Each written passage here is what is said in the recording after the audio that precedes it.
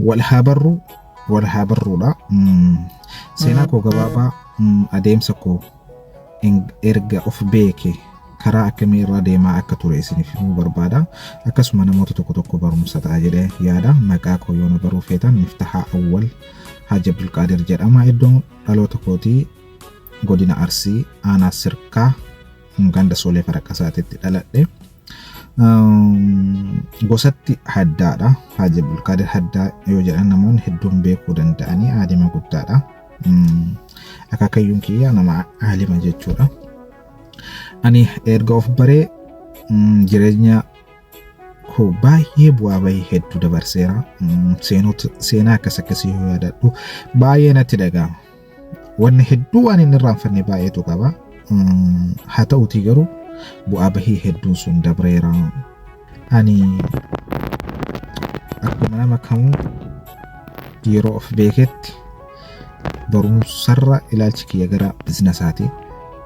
Akkuma nama kamuu mallaqaan argadha jedhee karaa Suudii kana gaafa waggaa umriin kiyya waggaa 15 karaa Suudii kana imalee achittis hin deemee yeroo awwaalaatiif na milkoofne achirraallee ol deebi'ee ammallee hin deebi'ee na milkoofne lammata irratti na milkaa'ee ture. Haa ta'uutii yeroo sanitti umriin ijoollummaadha. Mallaqa achi argannellee baay'ee qabachuu hin dandeenye. Eegaa mallaqni sun baddee booda hojii tokko hojjechuu jalqabe eega biyyatti deebi'ee booda jechuudha. Wanti ani hin hojjetin hin jiru. Listiroo irraa kaasee mallaqa suquuf jechuudha. Horii daldaluu, hoolota daldaluu, lukkuu daldaluu kana hunda hojjedheera. Eega suni taree booda shooppii xiqqishuu takka argadhee shooppii san keessatti shooppiin suuqii xiqqishuu takka keessatti fuuldura sanitti sharaa waxxaree shaay beetii hojjedheera. Eega shaay beetii hojjedhee booda achumatti mana duubatti gabbal'isee puulii galchee puulii achitti taphachiisanii ni hojjetan. Eega immoo xiqqoo humni kiyya na jajjabaatee booda shaay beetii san duubas zoorsee suuqa godhee itti fayyadamee hojjedheera. Achumatti immoo motora 2 hanga 3 bitee motorriin ijoolletti kennee biizines akkasii uumeera jechuudha. Shooppii xiqqishuu san keessatti garuu biizinesni ittiin ka'umsa mallaqa xiqqishuudha. Shooppii xiqqishuu san keessatti bakkuma sanitti hojii hanga 4 hojjedheera jechuudha.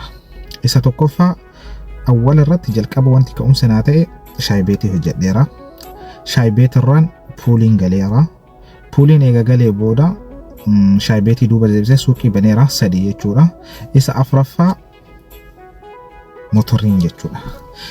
Galiin kiyya yeroo sanitti garuu biizinasa xiqqoolleen haa ka'u galii 4 irraa jechuudha. Osoma akkanatti hojjetaa jiru mana an keessatti hojjedhu kun bitatuu yaada qaba. Manneen biraa ni qaba tureyyuu barana gurguramuun heduu bara dhuftu si gurguraa jedhanii jidduma kanatti eega mallaqa kifiyyaa waggaa kiraa kafalee booda manni kun gurgurame bara 2021 jechuudha. Yeroo sanitti baay'ee natti dhagahame. Iddoo sanitti of beekee ijoolleen manni kiyya mana ijoolleeti jechuun hin danda'ama. Baqa ani maqamaaf namni wakaachitti na beeka malee hojii sanuu kiyyaan hin beeku. Nama hedduutu dalaga mana san keessa manuma xiqqishuu san keessa akkuma qooda san hunda namoota addaa fudhatee qoodatee hojjetata jechuudha. Akka obboleeyyan kiyyaatitti ilaala malee akka nama biraatitti illee ilaalu jarrilee obboleeyyan kiyya. Akkasii bakki sun hin gurguramtee an akka tasaa ta'ee biyya kana dhufe bas carraa waan hin qabneef isa dabalataati immoo gara mootummaatillee dhiibbaan tokko waan jiru sababa ijoolleen natti dhiyaattuuf achitti waan dhufaniif yeroo hedduu hidhamee yeroo hedduu tumamee magaalaa keessatti jechuudha.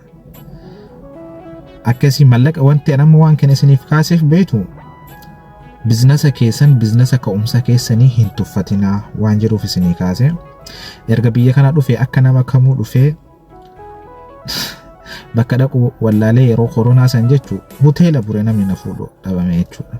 Hoteela bulee agasiis immoo burumtaa san ijoollee argadhe mana jiraa dhaqee bultii 15 jara bira galee dalagaa wayii seenee dalagaa sanillee kummaan dalagaa achuma keessatti immoo hojii osuma kaampaanii dalagaa jiru hojii babal'ifadhee gara TikTok illee dhufe namallee wal bare isiniinuu wal bare biizinasni kiyyaa biizinasni adda addaa waan akka kaargoo waan akka naamina waa hedduu jira miree waan asirratti hin dubbatamne waan akkasii hojjechuu jalqabee achumatti jabaadhe osoo mana barumsaa san keessaa hin bahin laayisensii fixadhe achumatti makiinaa bitadhe kumaan dalagaati beeki garuu gaafa na argan barsiisonni anta shaaxannaan jedhan ati nama ta'uu miti naan jedhan akkamitti waan yaa'anii kaayyoon kiyyas maali ni beektu osoma mana kanaa hin bahin namni nama tuffataa milaalcheetti yaani kowiiti silaalanii jara kana waliin makiinaa paarkingii dhaabee jara waliin hojii san hojjetuu qaba jedhee murteessee rabbiin na gargaaree hojjedhe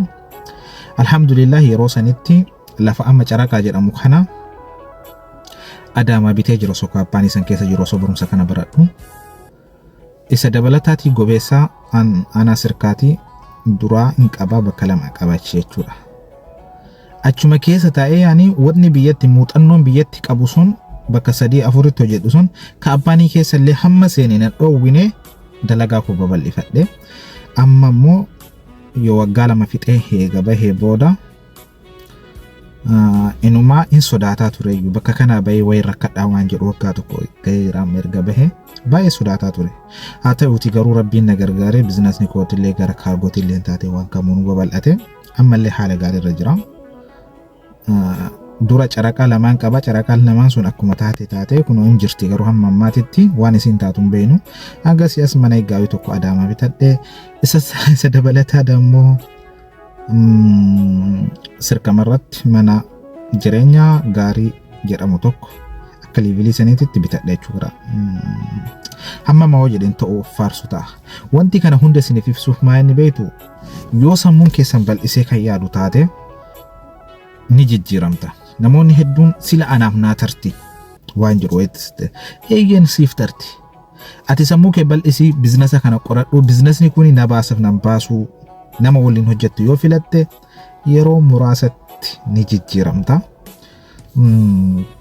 waan dhaggeeffattoota koo hordoftoota koo gama YouTube taate gara TikTok taate isa kana hunda listiroo irraa ka'ee lukkuu naggaaduu irraa ka'ee alhamdulillah har'a abbaa mana afurii isa biratti immoo nama gara fuulduraatitti inshallah bara 2025 irratti konkolaataa biyyee fi ON immoo isa waan akkasii yaadaa jira du'aa inaa gootan jechuudha an bara baraan alhamdulillah rabbiin kun na gargaareera osoo waan mul'isin hin tarre bara 2024 Adaamaa bitadhe eegaawee jechuudha bara 2024 kana keessatti godina kanarratti gara miliyoona 3 bitee mana jechuudha bara 2022 immoo gizee san kaampaanii keessa jira Adaamaa caraqaa binne jechuudha bakka lama bara 2000 fi achi dura diidama minaamina keessa ka dura bitee jechuudha sirkatti innaa waan akkanaati waan akkasiiti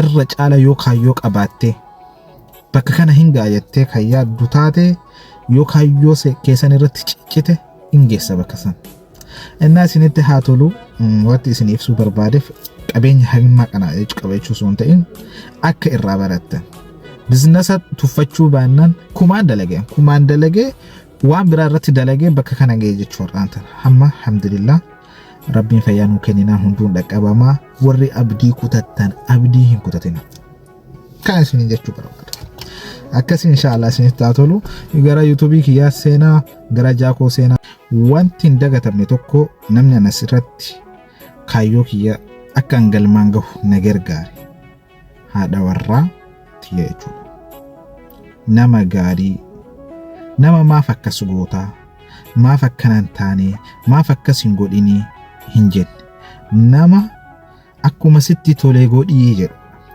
gaafa waan akkasii argatte jireenya kee keessatti bultii horattee namni tokko jireenya walii galtee akkuma sitti tolee godhii yoo siin jedhe akkuma sitti toletti hojjetta takki itti milkoofta takki kanarraa badda garuu jireenya keessatti bultii keessatti maaf akkas goote akkasumaan godhini gaafa siin jedhanii dubbiin sitti baay'ate yoo wanti ati dalaydu nama san biratti kiiloo kaasuu didee namni sun sitti qaaqe waan san qajeelteen hojjettu kararraa mayxa isa dabalataati immoo wanta dalayduun kana walitti yoo hin finne yoo isilleen gara biraatiin fiide yoo anillee gara biraatiin kan fiigu taate hin dalagamu.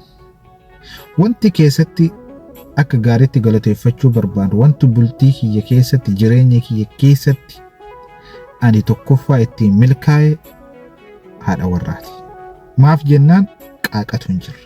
Bakka qaaqni hin jirretti yoo hojjettillee galma ga'uu hin dandeessa. Bakka qaaqni jirutti har'aati hojjettee laffaatee galtee mana keessatti yoo nagaan argatiin jireenyi sun kama bittinnaayati. Gabbaatee ka hojjetaa oolte yoo manatti aartee gabbaatee balleessita waan ta'eef. Innaa wanti galateeffachuu barbaadu tokkoffaa isiidha. Isa dabalataati immoo jechuudha. Wanna hin dagatamne miidhama koo kan boo'e yeroo ijoollummaa ani biyaansi nama waggaa 18 naamna fuudhedha. Wanta an keessa tare sanniin hedduu hoo dubbadha jechuudha. Wanni hin dagatamne baay'eetu jira.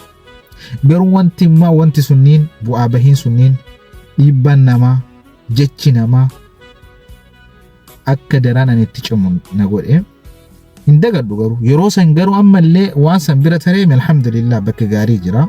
In dhaqqaba waan kanaa olii akka dhaqqabu abdii qaba. Wanna hin godha jedhe takkitti rabbiin na dhoowwatee hin beeku. Ani yoo na argitan taate namoota waliillee baay'een deemu. Garuu annam du'aa naa godhullee hin beeku. Dhiibbaa namarratti yaadu inshallah maal akka jedhee ibsu hin beeku. Garuu wanti tokko nama du'aa naa godhu wayii akka jiru hin beeka. Namni akka na jaalatu hin beeka. Namni wayii jechuudha. Kamilkaa'inna kiyya kan isa gammachiise sirriitti du'aa naa godhullee hin beeka. Innaa isa tokko maayini wannan du'aa kiyya keessatti shakkee wannan tokkoffaan haadha warraati. Isa dabalataa namoota tokkotu jira. Yaani akkuma namni kamuu nama rakkataa hin qaba ollaasi. Ramadaana keessa isaan yaadatu hin dhiifne. Isa dabalataati dammoo ani takka haadhaaf abbaa kiyyatti haadha kiyyatti illee hin buune. Akaakayyuu kiyyallee isaan gizee sanitti umriin nuti xiqqaadha waa godhuu hin dandeenyu yoo warraa fudhanne malee du'aayin isaanillee waan na gargaarti natti fakkaata. Kaan immoo waa hedduu yoo paartiituu fidinaan jettan isinii fida. Wanna na boochisu hedduutu jira yoo ammallee yaadadhu jechuudha. Isinitti haa tolu yaani beekan dubbachuu dida malee waa hunda miidiyaaf hin bananii wanti immoo kana isinii fideef seenaadha. YouTube irra kaa'at Facebook irra kaayaa namni kun yoo arge bu'aa bayya akkanaa kana keessa tare anillee ni jijjiirama waan jedhu wayii abdiin horata waan jedhuuf dhiyoomuma waan akkasii hojjedha jedhee yaadaa ture. Innaa kuni kitaaba kiyya isinillee barumsan ta'a. Namni rakkatiin yoo nama muraasa ta'e malee hin jiru. Namni rakkate immoo akka rakkatetti nafu wayitti ni ba'a. Sirriitti wayitti ba'a. Irra caala namoonni fuulduratti bahanii abbaa qabeenyaa gaarii ta'an warroota rakkataniiru.